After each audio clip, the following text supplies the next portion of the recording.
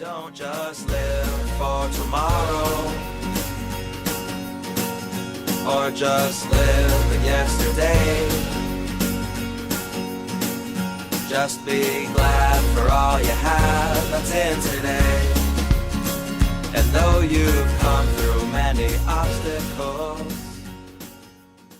Hey everyone, Connie here, and welcome to my blind reaction to episode 7 of Fire Force. Yeah, it's been a couple weeks since we last were able to get to Fire Force. I took a week off after episode 6 just to take a break after that little arc we had with Princess Hibana. And then the week after that, I ended up having my mental health break, so took another week off because of that. But we're finally back after a couple weeks, and so I'm excited. I'm excited to get back into this to see how things change now that Princess Hibana is, I guess, working with our heroes, working with our company. So we're going to have to see how things go from here and how just the further, well, inner look on the other companies goes. Sorry for the lighting just ahead of time. It is storming out there. Like, it's been exceptionally hot all week, and now just there's this sudden thunderstorm. It is down. It just started downpouring after like progressively getting more and more dark out there. It's not supposed to last too long, so maybe by the end of this, it might get brighter out. We'll see. But I don't know, because it's really going hard out there. Yeah. So sorry for the lighting. There's not really much I can do about it. Because I mean it's only 1 p.m. right now. It's that dark out there. Either way, we're gonna get into this, hope for the best, and just kind of get back into things after a couple weeks off, which I think is going to be kind of a blessing as well, because you guys know, like, with some shows, I'll tend to like take a break if they're too long or whatnot. I'll take a break like halfway between just to like rest on it and come back refreshed and ready to go again. And with this series, it's like 26 episodes per season or something like that. So it's like, it's not as long as some, but I mean, it could still end up getting to a point where I'd want to take a break. So maybe this couple weeks we've had off will actually help with that a little bit. We'll see. But in the meantime, let's just get this going. So when the screen fades to black, pause this redirect and go to the description below. Follow the link to the reaction, and after you watch it, come back here to the redirect and resume play. Because after it fades to black, then it fades back in. Everything from that point forward will be my afterthoughts and will contain spoilers to the episode. So, that being said, thank you so much for tuning in, and I will see you at the reaction. And we are back, and we'll begin with spoilers in 3, 2, 1, now. So, looks like it didn't get any brighter out there. In fact, it's still downpouring just as hard, if not harder. It's just insane. But like I said, it's not supposed to last forever. It's only supposed to last like a short amount of time, considering. But for right now, it's still going. Either way, let's talk about this episode. So in this episode, we have 3 of our members from Company 8, Maki, Arthur, and of course, Shinra, being sent to investigate Company 1 directly under the guise of getting some extra training there for a short time. In order to not be as suspicious, they get some other recruits sent as well. We get one from Company 2 and one from Princess Hibana's Company 5. Just to try and make it look less suspicious that they're there and everything. And considering what we saw early on in the episode, Company 1 knows that the entire joint training thing with Companies 5 and 8 was an excuse. they know something is up, and I'm fairly sure that Captain Burns knows that they're investigating shit. In fact, did it say that? Did it say that they knew about the investigation, or it might have? But if it didn't, he definitely knows either way. But yeah, they're sent there to do some training, and upon meeting with Captain Burns and the lieutenants, Shinra puts forth a challenge. A challenge of them showcasing their abilities to Company One through a little bit of a training fight. Captain Burns accepts this with the added stipulation from Shinra that if Shinra beats Captain Burns, he can ask anything he wants. So we get to see a little bit of the fighting, and it's all very brief. We don't get to see too much. We get to see the Company 2 guy who's this, uh, he's kind of this, I don't, I don't know how to describe him other than he's just afraid of fire. He's afraid of fire, and uh, he joined the fire force to be able to have his fire snuffed out because he hates the fact that that he has these abilities because he's so afraid of it. And honestly, I can't necessarily blame him. Fire freaks me out to a degree too. I've been in front of burning buildings and shit. Um, Fires freak me out. I mean, I'm not like I don't have a phobia of it or anything. Like I can like obviously start the gas fire on my on our family stove. I can do stuff related to that and everything. It doesn't like freak me out to like the level that this guy obviously is, but I definitely understand the fear of fire.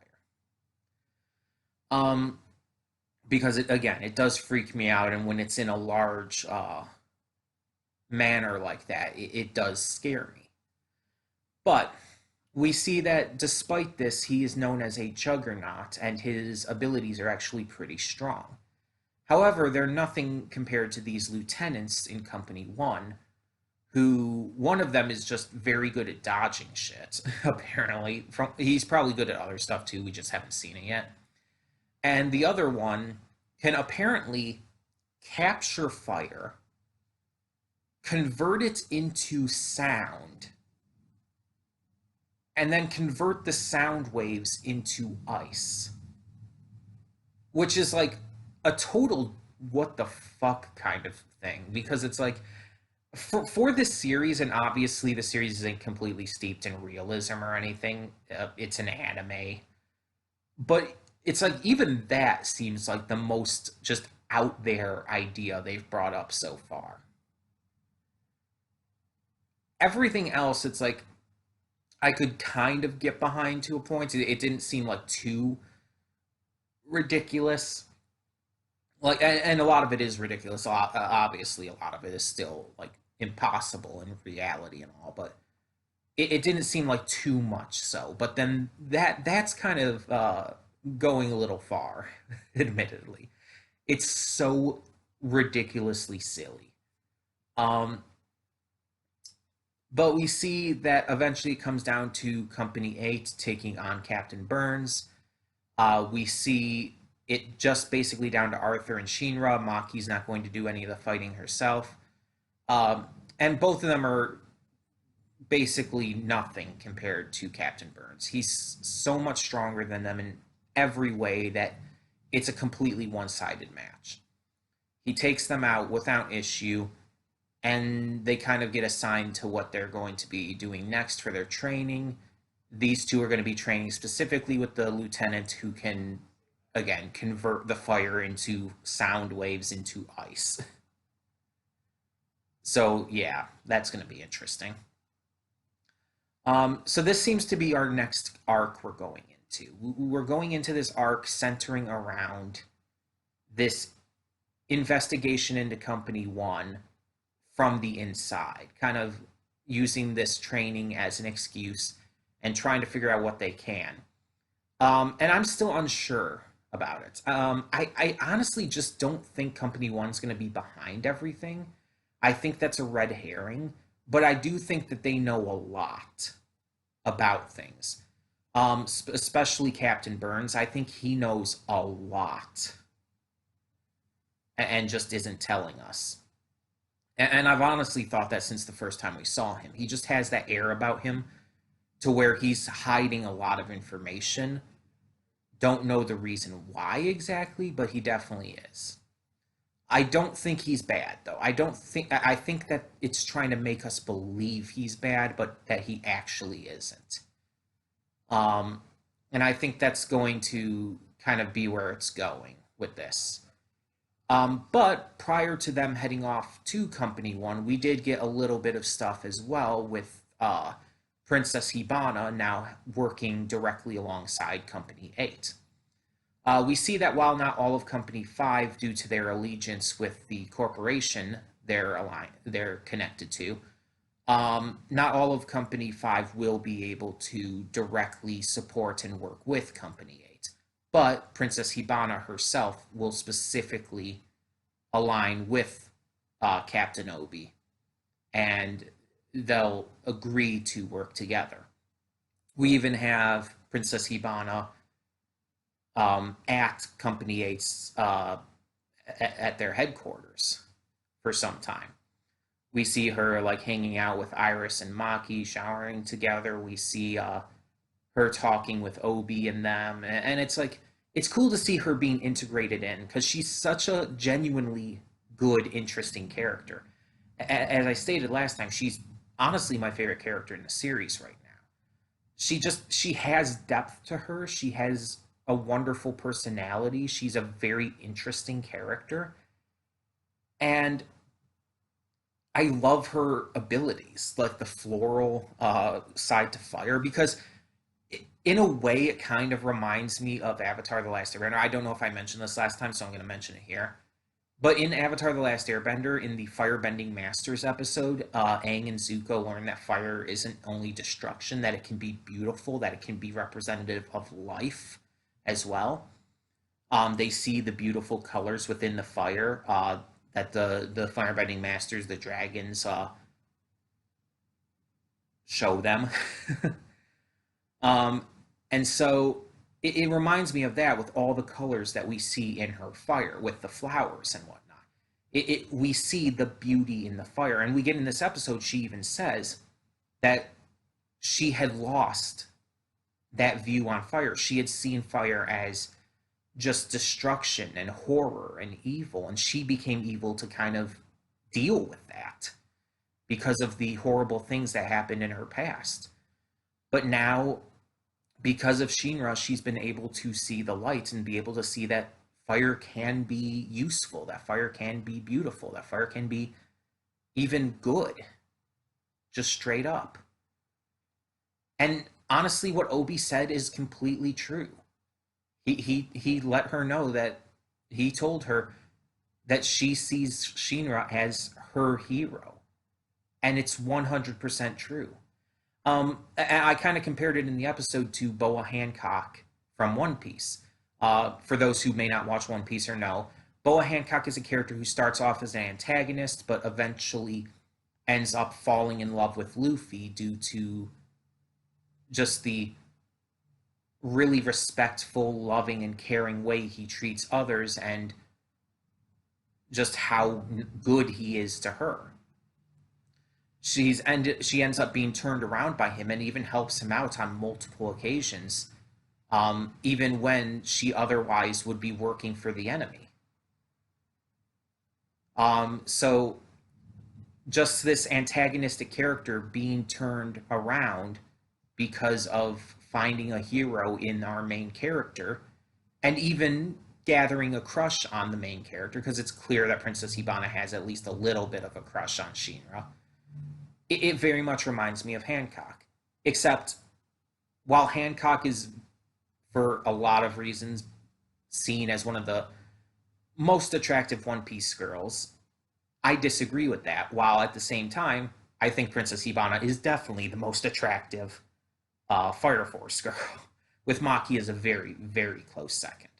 Like, it's extremely close. Maki has the muscles, and that is a huge turn on for me, but Princess Hibana has everything. Just everything. And Iris is up there too as number three. Tamaki, nah, I don't like Tamaki. And speaking of Tamaki, we get her in this episode and actually don't get any bad fan service with her this time.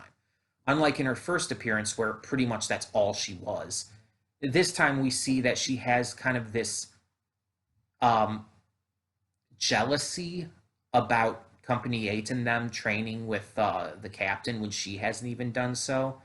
And we almost get a moment where she trips up and almost gets into a compromising position, but she's caught by the lieutenant, one of the lieutenants, and it's just kind of stopped because of it. They even kind of say that it's like, "Oh, good thing I was here to catch you to stop this from happening." And she's like, "Thank you, Lieutenant." And it's like, "Oh, okay." But she still doesn't have too much to her character, and she's still just kind of boring to me. Like it's kind of weird to say that, but she's boring. She doesn't have enough depth or interest or anything. She's in her first appearance, all she was a walking fan service character. That's all she was. And not, again, not even good fan service. Like, good fan service is possible. This episode showed good fan service that served a point and that wasn't just overly ridiculous for the sake of it. But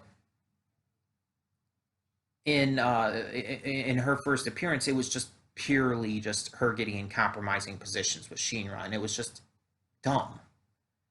And while we didn't have that here, it's like they didn't do anything to actually make her interesting beyond that. Still, they didn't do anything to develop her character beyond what we saw of her in the first one. She was honestly not even necessary for this episode at all. If she would have been taken out altogether, it literally would have done nothing to this episode. It felt like she was just forced in there just because it's like, oh yeah, she was part of Company One in that other episode. We have to kind of just put her in here, even though she has no place in this episode at all.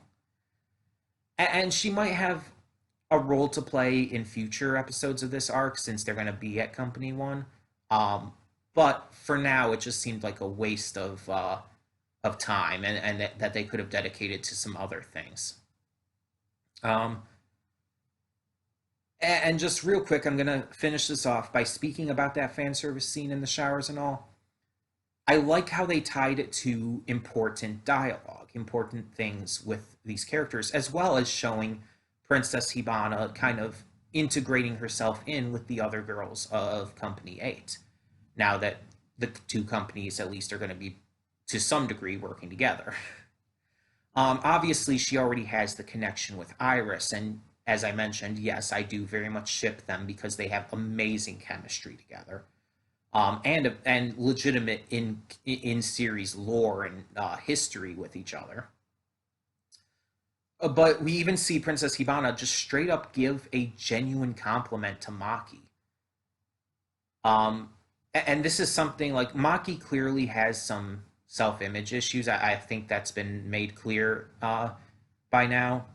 She's not exactly too fond of her muscular like body. She feels like others are more feminine and more just attractive than she is, which is bullshit in my eyes because it's like extremely buff women like that are excessively attractive to me, not just to me, to plenty of people. A lot of people are really attracted to that.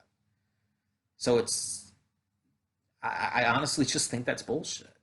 But I understand having body image issues because I have them myself. So I'm not saying that I'm not trying to insult Maki through this. I'm just saying that I do believe she's wrong, and I would love to see her gain that confidence in herself. And I'm so glad that Princess Hibana did genuinely compliment her. That she did genuinely compliment how Maki looks, and Maki was really happy about it. And it's like, that's genuinely cute. And it's like, it's during the scene where all three of these girls are like butt naked in the shower, and the only thing covering them being some steam. And it's like, yeah, it's obviously a fan servicey scene. That's unquestionable.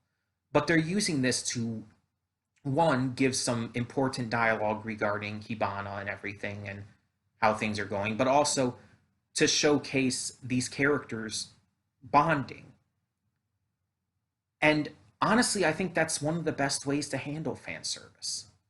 To use it for in story purposes, to use it to progress character development, character relationships, and story. Using fan service for those reasons is awesome. And I'm fine with fan service in general. I'm fine with sexy characters in general. I'm fine with that. One Piece has plenty of that, and as you guys know, One Piece is my favorite piece of media, just period. And there's a lot of that in One Piece, a lot. But as long as it's handled well, I'm fine with it. As long as it's not used just for clearly the sake of just having it, then I'm fine with it. And One Piece, yeah, there are examples of it where it's poorly used, where it's just too much, where it's too over the top, where it's just not okay. But there's other points where it does serve a purpose. There are points where it, like, as upsetting as the scene is and as hard to watch as the scene is, there's a scene in One Piece where Nami is sexually assaulted while in the shower, and it's excessively hard to watch. It is really upsetting. It is honestly one of the hardest scenes to watch in that series, especially as someone who's been sexually assaulted. But at the same time, it serves a purpose to show how villainous and evil one of the antagonists of that arc is. It completely and instantly demonizes that character to us. And I believe that's actually his first introduction. But it completely demonizes his character and makes him completely irredeemable. You do not give a shit about him or anything about him from that point forward, and you just want to see him get his ass kicked at best. And honestly, to some degree, you would honestly not mind if he died. Because it's like, it's that horrible and it's that just absolutely disgusting. And it's like, so I can't, even though it's that hard to watch, I can't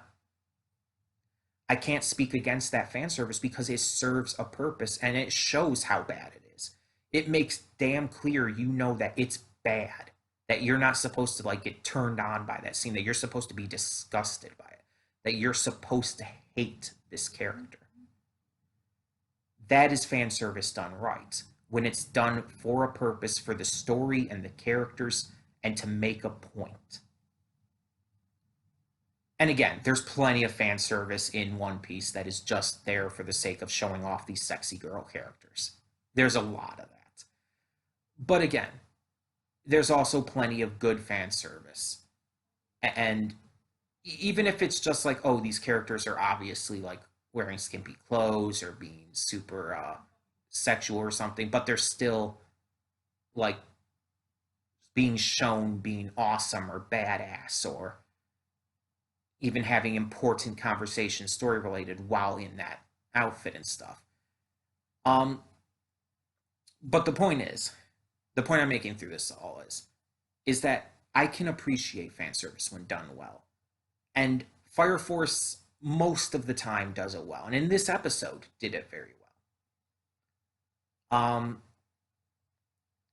But I'm just hoping that we get less of what we saw with Tamaki on her first appearance. Because that was really not done well. That was bad fan service for sure. I hope we don't get a lot more of that. I hope they cut back on that big time. But we'll just have to see. Sorry for going on a bit of a tangent there, but this is something I've thought about quite a bit when it comes to anime and why there's a lot of anime out there that I feel like just ruins itself because of how it handles its fan service. And yeah, it's just, I'm glad that there are plenty of series that can do fan service right. And can make it still appealing to see, but also have a point to it. So yeah, there is that.